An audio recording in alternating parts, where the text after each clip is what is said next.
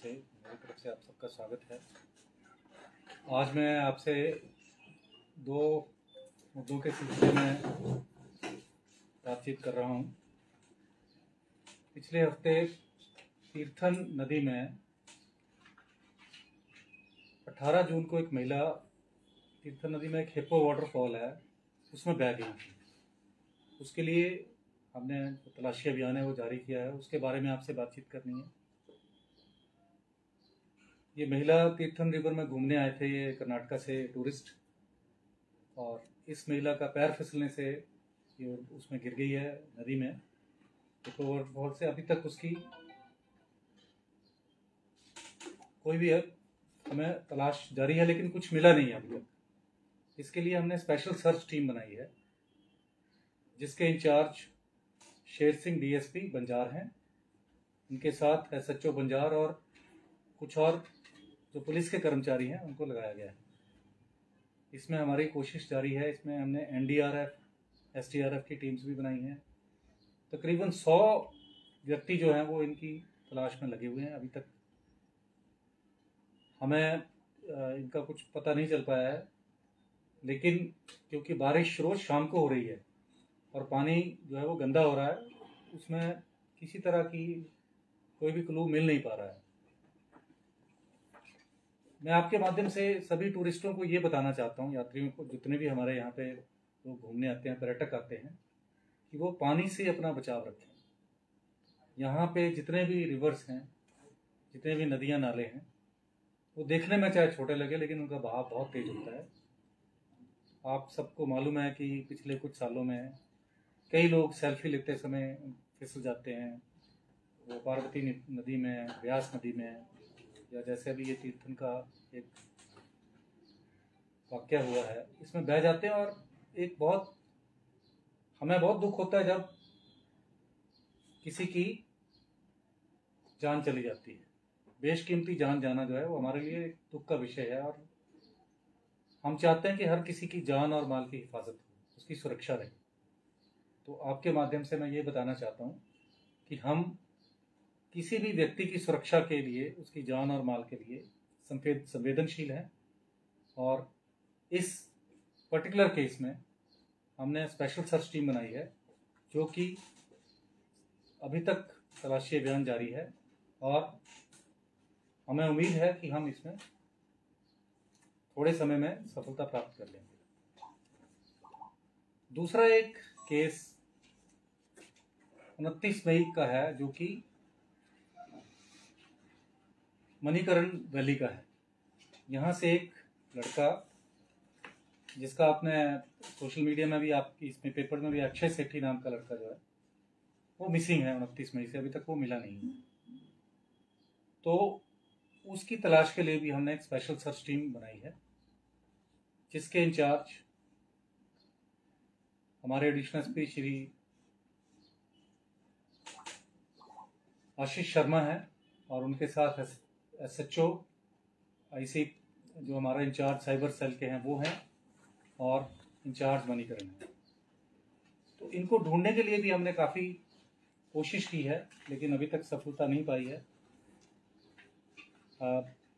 आपके माध्यम से मैं ये मणिकरण की जनता को भी ये रिक्वेस्ट करता हूँ, प्रार्थना करता हूँ कि उसके बारे में कोई भी आपके पास क्लू हो तो पुलिस को बताएं।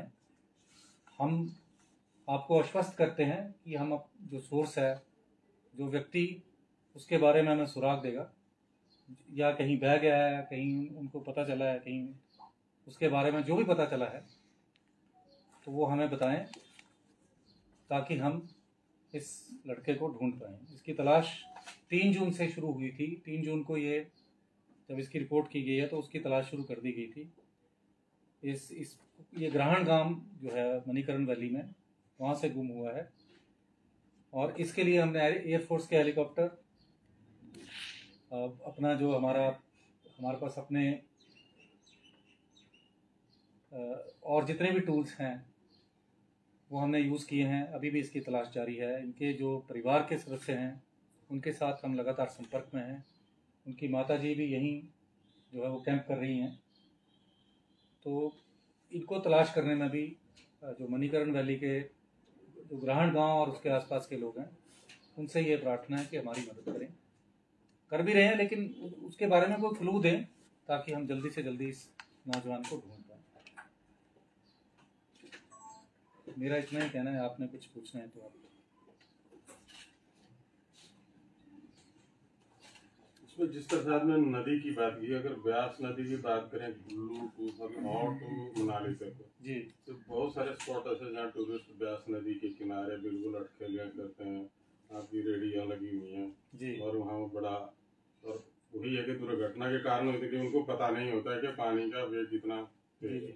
उसके लिए थोड़ी सी कुछ कई बार बोर्ड भी लगाए थे, एडवाइजरी लगाते हैं, समय समय पर एडवाइजरी लगाते हैं। हमारी जो पेट्रोलिंग टीम्स हैं पुलिस की, वो भी जाते हैं। लेकिन तभी मैं कह रहा हूँ कि आपके माध्यम से जो टूरिस्ट बसेज हैं, कई बार मैंने खुद रोक के बोला है, तो टूरिस्ट बस वालों को भी सेंसिटाइज करें कि ऐसी जगह पे वो बस ना रोके जहाँ पे इस तरह के हादसे होने का अंदेशा रहता है। और जो पर्यटक हैं उनको समय समय पर बताते रहें, उनको एडवाइस करते रहें, उनको सलाह देते रहें। खासतौर पर जो रेडियाँ लगी हुई हैं हाईवे के किनारे जी, वहाँ ज्यादा रहता है इस तरह का, तो रेडी वालों को थोड़ा हाँ, उनको भी सेंसिटाइज कर देते हैं, उनको भी बोलते हैं कि वो जो टूरिस्ट हैं, जो पर्यटक हैं, उनको ये बताएं कि यहाँ जाने से हादसा हो सकता है, और पहले भी हादसे हुए हैं, इसलिए अपनी जान को बचा के होता है। सेल्फी लेती बात है। जी जी हाँ, बहुत सारा सेल्फी, मैं इसीलिए बोल रहा हूँ कि सेल्फी से बहुत सारे हमारे ड्रोनिंग के केसेस हुए।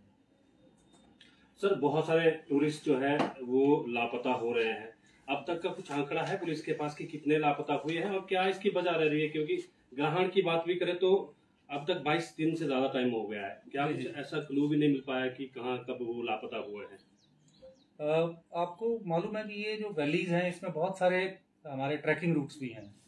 तो आमतौर पर ऐसा होता है कि पर्यटक ये बोल के जाता है कि मैं ट्रैकिंग पे जा रहा हूँ, लेकिन 3-4 दिन के बाद जब कोई कांटेक्ट नहीं होता, कोई पता नहीं चलता, उसके बाद ही हमारे पास गुमशुदगी की रिपोर्ट दर्ज होती है। तो हमने कोशिश भी की है, 2011 से लेके अभी तक का डेटा हमने कंपाइल किया है। मणिकरण वैली की बात कर रहा हूँ, तो मणिकरण और जरी एरिया में इन 10-11 सालों में 113 व्यक्ति जो है वो मिसिंग हुए हैं। उनमें से 93 जो वो ट्रेस कर लिए गए हैं, 20 ट्रेस नहीं हो पाए हैं, जो कि एक बहुत बड़ा आंकड़ा। जिंदा मुर्दा 93 तो कुछ शायद बॉडीज भी मिली होंगी, लेकिन जिंदा भी ट्रेस हुए हैं, लेकिन 20 तो पता ही नहीं चल पाया है। क्योंकि आपको मालूम है मणिकरण जो पार्वती रिवर है वो कितनी फेरोशियस है, वहाँ पे डेड बॉडी मिलना भी मुश्किल है। और हमने जो डेटा एनालाइज किया था उसमें ऐसा है कि 15% बॉडीज ही मिल पाती हैं, ज़्यादा मिलती नहीं है, क्योंकि वो उनमें जो नीचे बहुत बड़ी बड़ी गुफाएं हैं उसमें फंस जाती हैं, वहाँ से डेड बॉडी पूरी निकलती नहीं है, उसके पीस पीस करके निकलते होंगे, जो कि पता नहीं चल पाता है। तो इसीलिए और कुछ थोड़ा सा हम भी अपनी तरफ से कोशिश कर रहे हैं इसको पता करने की, मणिकरण वैली में ऐसा क्यों हो रहा है। तो थोड़ा हम अभियान भी चलाएंगे, थोड़ा सख्ती भी दिखाएंगे। कुछ वहाँ पे जो लोग हैं वो अपना काम ठीक तरीके से नहीं कर पा रहे हैं, खास करके होटल वाले जो हैं, होम स्टे वाले जो हैं, उनको ठीक तरीके से काम करना चाहिए। और जब भी कोई ऐसी परिस्थिति आती है, ऐसी कोई घटना होती है, तो हम ये उम्मीद करते हैं कि वो हमारा पूरा साथ दें उसको ट्रेस करने का। कसूर नशे का गढ़ बन चुका है जी, एक लंबे समय से। पहले चर्च के लिए फेमस था, आज चिट्टा और दूसरे नशों के लिए मशहूर हो गया है। हमें लगता है कि मणिकर्ण में इसके लिए मैं आपको इतना बता दूं कि हम किसी बड़ी कार्रवाई की इसमें हैं और करेंगे भी, लेकिन उसके लिए जनता का जो सहयोग है वो बहुत जरूरी है, क्योंकि ये समाज का और जनता का सहयोग हम आज दिन तक हमने जितनी रेड्स करते हैं, पकड़ते भी हैं समय समय पर, वो भी जनता के सहयोग से होती हैं। मैं फिर आपके माध्यम से ये आश्वस्त करता हूँ कि हमें इस तरह की सूचनाएं दें। सूचना देने के बाद हम जो हमारा सूचना देने वाला व्यक्ति होगा उनको हम बिल्कुल नहीं बताएंगे, उसको बिल्कुल सीक्रेट रखेंगे, किसी भी परिस्थिति में उनका नाम उजागर नहीं होगा। पूर्व में हमने कई बार ऐसी सूचना शेयर की पुलिस से, लेकिन कोई कार्रवाई नहीं हुई। पूर्व नहीं, मैं आपको एक बात बताता हूँ, एक बात आप मेरे से सहमत होंगे कि ये जो रेड करनी है एक शिकार की तरह है। 100 बार जाएंगे तो 2-3 बार ही सफलता मिलती है। ये क्योंकि वो उनको भी पता है, पुलिस के मुलाजमों के बारे में पता है, हमारे सिस्टम्स के बारे में पता रहता है, तो वो बहुत अलर्ट रहते हैं।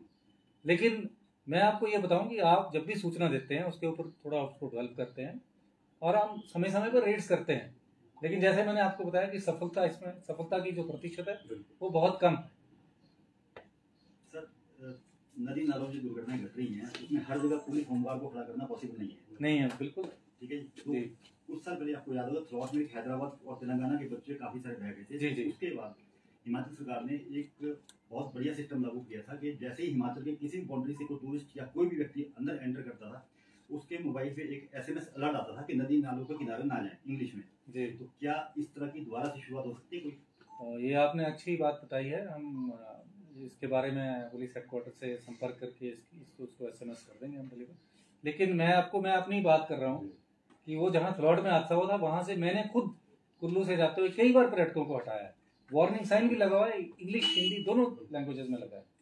तो ये थोड़ा सा एक चिंता का विषय है कि जब कोई चेतावनी दी गई है तो उसके ऊपर अमल करना जो पर्यटकों का जिम्मेवारी बनती है, उनको चाहिए।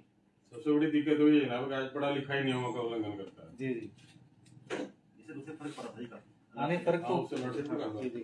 जैसे एंटी किसी बाउंड्री नहीं, मैं आपसे सहमत हूँ इसके बारे में।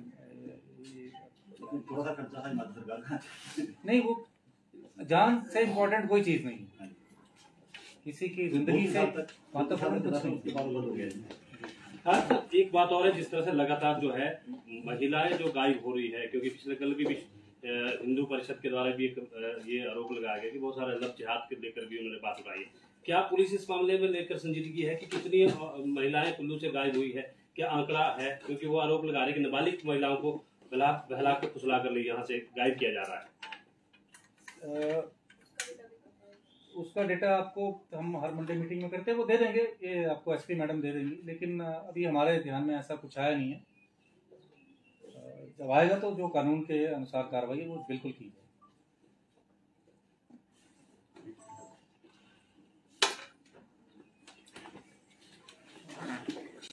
पुलिस की तरफ से, मेरी तरफ से आप सबका स्वागत है।